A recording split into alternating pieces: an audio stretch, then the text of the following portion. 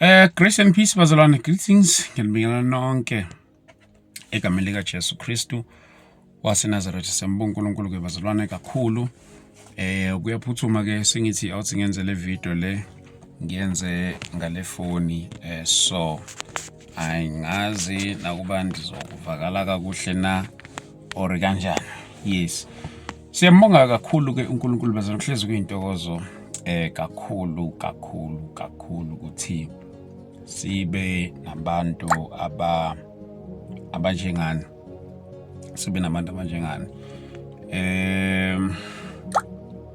before nje ngizokhuluma nje into engifisa ukuyikhuluma manje, ngicela uku-appreciate bonke abazalwane. Nkosi yami, yazi kunabazalwane, inqwaba yabazalwane bala abasibukelayo, genuine bazalwane, genuine saints abasibukelayo la, uNkulunkulu abathinta ngendlela emangalisayo, abathinta ngendlela ezihlukahlukene for them, ukuthi each and every guest efikayo la esuke ikhuluma isitori sayo, ikhuluma about isimo sayo, there are people abayisukumela ngendlela emangalisayo, and some of them they go far to an extent ukuthi angixhumani ngokuxhumana nabo, angazani ngokwazana nabo, abangazi bangazela in a distance, maybe mhlawumbe abanye, kodwa uthola ukuthi into yabo bazoyibamba ngezandla zombili, bayithathe serious. You know what bazalwane, ngithanda ukuna appreciate kakhulu for the love that you give kuwona wonke ama-guest afika la ngezitori ezahlukahlukene. Ngiyabonga kakhulu bazalwane. Maybe ngiyazi ukuthi nabo bayabonga, bayanibonga kakhulu izinto enisuke nimenzela zona, nami I feel ukuthi ngiyabonga kakhulu. Ngiyazi ukuthi abanye benu asinawo nama-number for each other, kodwa ngicela ukunibonga nonke bazalwane, ngicela ukunibonga nonke, even abazalwane ke also those who are partnering with our ministry ukuthi siqhubeke senze umsebenzi kaNkulunkulu ngendlela ezahlukahlukene. Ngiyazi ukuthi ngithi mangifaka la kokunye kube khona abazalwane, I don't know, maybe ngizothi baba discouraged or what something. Tell me about izinto zokuthi when I do kind of work I should not announce njalo njalo. Ngicabanga ukuthi bazalwane kuliqiniso lokho, bengikhothela uMateyu chapter 6, kuliqiniso lokho futhi bazalwane, angikuphiki. Akekho umuntu ongaphula iscripture, you know. As much as I'm a believer, I'm a born again child of God, but when ngenza lo msebenzi okaso kokunye, as much as ngumzalwane, ngiwenza as an ambassador, and futhi ngiwenze as a representative ye community, and this is salokho kusuke ku-encourage nabazalwane to see the need of partnering with us kwi-ministry yethu. Nabanye abazalwane, khona abanye abazalwane uthola ukuthi basuke benikelile, and lokho kuyaba-encourage ukubona umsebenzi uqhubeka. Kwesinye isikhathi nje, number one, umunye ngiyazi ukuthi uzoba nento ukuthi why ungathumeli kubona, ngithumele kubani? Uma kukhona umuntu ovele nje athumele imali thizeni, let me say kunomuntu ovele wangithumelela, let say uvele wangithumelela 5,000, and lo muntu lo yangimazi, wangayiveza naye, wangafaka even ne-reference laphana. So there is no way yokuthi ungathi mase wenza into kanjena uthumele kubona, awumazi umuntu, uthi into uNkulunkulu wanikela kwi-ministry yakho, maqede wena enza kumsebenzi ukuthi ukwazi ukuthi uthinte izimpilo zabantu ngendlela ongazithinta ngayo. There is no way ukuthi ngathumela kubona abantu, ngoba umuntu ovele wanginikelela engangazi, athi nje mali ihambe ivangeli, and then mina I see the need ukuthi ngihambe ngiyosiza abanye abantu ngendlela ezahlukene, and mabebona umsebenzi neminikelo yabo iqhubeka, lokho it also even encourages them ekuthenini ukuthi wow, my offering or my gift ayiwelanga kwi-drain. But I'm not here for that for today bazalwane bami. Ngiyaxolisa nje kulula ngingakakhulumi ngento engiyizelela namhlanje. into engizeleke bafowethu nansi kunosisi okwafika la igama lakhe nizomkhumbula igama lakhe uZiyanda wakwaDlamini sharing about her painful story bazalwane. The lady she got rejected by her family wazithola esesestradini ngizozama ukuyisummarize nje if akwazi uyibona leyo episode wazithola esesestradini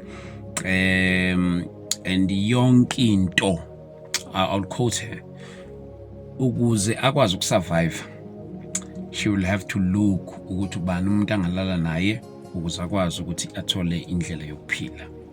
Ufuna uqamba manga leyo nto leyo ingihithe different in my heart.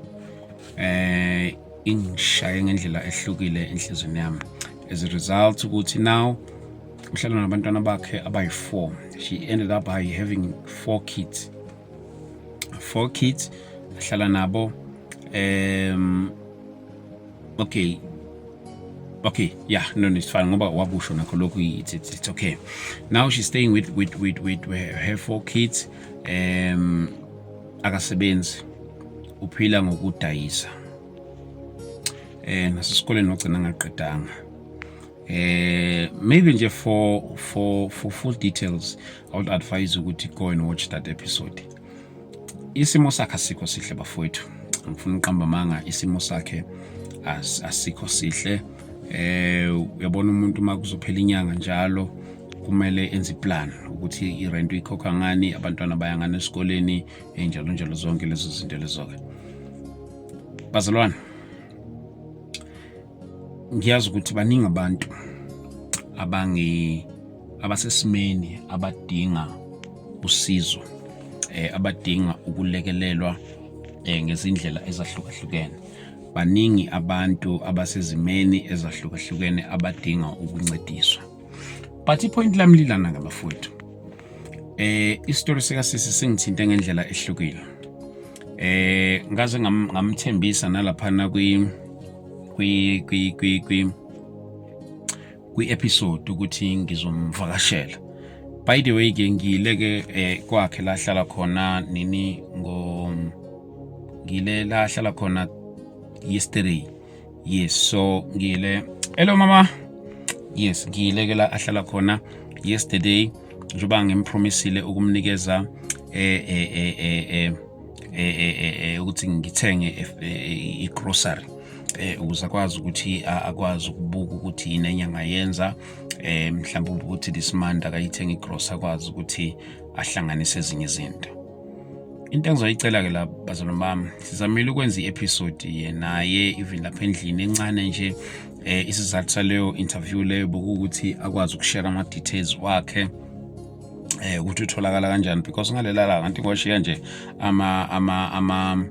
washiya what to call ama social platforms kuphela wangashiya ama contacts njalo. So interview yethu ke sizamile ukuyenza isitha nje sivele manipulate our equipment vele yangazwakala you see. So bengicelile kule interview yakhe ukuthi ashiya ama details wakhe such as cell phone number, account number kulona ofisayo ukuthi anganikela bafowethu. Kuloyo ofisayo anginquma imali ukuthi nikela ngamalini kuyena, kulo ofisayo whatever amount that you can give just to help that woman athole a survival, more especially nje for abantwana bakhe. Bafowethu ngiyayazi into yokuba sesimeni ufise sengathi nje noma ngasadlanga lutho ke mina kodwa kudla abantwana, but ke it even hit hard uma bona befika sebezokukhalela bafuna nje into okuhle lapho uthotha una plan. Lo yasisi she's alone bafowethu, she uye nje. So bengithi ngizomcelela nje la abona u10 wakho mawuhlangana no10 wami uhlangana no10 walo yamzalwane uyawukhanda u30 siyaphuma isinkwa lapho. Ngizomcelela bafowethu inamba yakhe ke nansi ngoba i-interview yethu iyalile ukuthi idlale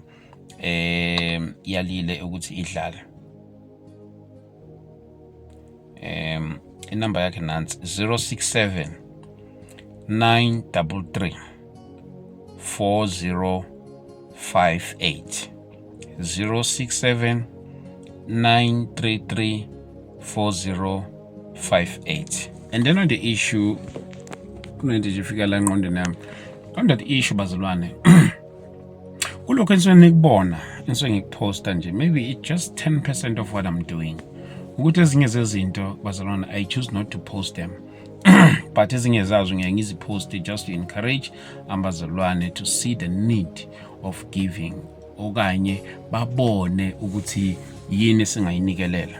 I respect each and every cent, each and every offering yabazalwane. Yikho engiyithatha kancane. Hence ngizama ngakho konke okusemandleni ukuthi babone ukuthi yini eyenzakalile, yini engiyenzile okanye yini engiyenzayo. Yabona bazalwane bami. So uNkulunkulu ke siyamdumisa kakhulu bafowethu ngalokho. So into engizama ukuyisho ke ukuthi lokho engijela ukubona and ngiyibalekele futhi I don't believe. Okay, it's my conviction bazalwane. Mina when ngiyangibona kukhona ama NPO yama organizations athile uthola ukuthi mhlambe benza ama distribute ama food parcels, akekho ngamgxeka ngithi wenza wrong mayenza so, wenza right mayenza so. Ngikholwa ukuthi abanye abantu banikela just because bayakwazi nathini, bayayazi pain yokungabi nakho. So that is why kubona iba khona lento yokunikela. More than anything bafowethu, I might not be good kwezinye izinto, but I believe in giving. I believe in giving. I believe in giving. I believe ngiyakholelwa ekunikeleni. Ngiyakholelwa emnikelweni. Akusiyona yonke iminikelo engiyivezayo, but iminikelo engiyivezayo kusuke ukuthi ngi-encourage someone ukuthi naye abone isidingo, and ang-encourage wena ukuthi ubone isidingo sokunikela kumina. Kodwa I'm also even encouraging you to see the need of giving even to others. Life is not about me and giving is not about me, but I'm also encouraging someone to see the need of giving. Kukhona lo yamakhelwane wakho onezingane ezinokumkhalela uthothi zimkhalela nje ushoda ngokudla. Kukhona lo yamama loyana odayisa something lapha ngakini, okwenye odayisa something lapha edolobheni ohlezi umbona njalo moya emsebenzini. Just that giving nje, just that giving. Kwesinye isikhathi I think lento lena yokuthi Nkosi yami bengafuni le video ngizoyenza eceleni le video about this thing of giving. But I think abantu abaningi bethu babe nento ukuthi I give just because I want something. Bafowethu, when you are a giver, ugcina usufinyelela kwi-dimension whereby ungasanikeleli ukuthi maybe mhlawumbe you want something in return. Kodwa usunikelelwa nje ngokuthi kunale peace that cometh after giving. Kunale peace ongeke uyithole ndawo oyithola after giving. You see, yabona bafowethu, Nkosi yami athi ngiyeke sizoyikhuluma kahle. I'll make another video about this thing, but nje into bengizoyigcizelela bafowethu into kadadewethu uZiyanda wakwaDlamini. Ngiyacela bafowethu, if you can do something for that woman, if you can do something for her, if khona mhlawumbe nomuntu ongaba nomsebenzi, you know ngibona abantu abaningi basizakela abazalwane baSinkosi yami, basizakela abantu abaningi through this platform, basizakele abantu abaningi through this platform. There are people abathola imisebenzi after coming here for interviews. There are people, even number of bafowethu, I've helped a lot of people. Sometimes I even ask myself, why Barcelona? Do I look like a millionaire or what something? You see, I've sponsored a lot of people. a lot of people.